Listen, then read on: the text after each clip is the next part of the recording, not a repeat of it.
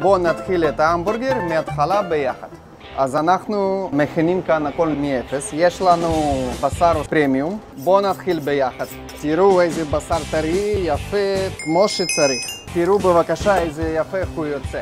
ככה אנחנו מכינים המבורגר כל יום מחדש. על בשר טרי ועל בשר טוב לא צריך כלום יותר, חוץ ממלח ופלפל.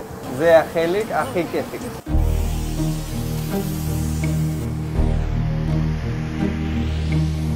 עכשיו אנחנו שמים על קציצה בצל קצוץ ויהיה יותר עסיסי. גבינה צ'דר למעלה. אפשר גם בלי גבינה, אבל אני לא ממליץ. הכי טוב עם גבינה. הלחמניות שלנו אנחנו מקבלים טרי כל בוקר. אז לחמניה על הפלנצ'ה. עכשיו אנחנו עושים הרכבה. ציצה על ציצה, שמים אותו לצלחת, לשים בצד מנת צ'יפס קריספי, וזהו מוכן בתיאבון.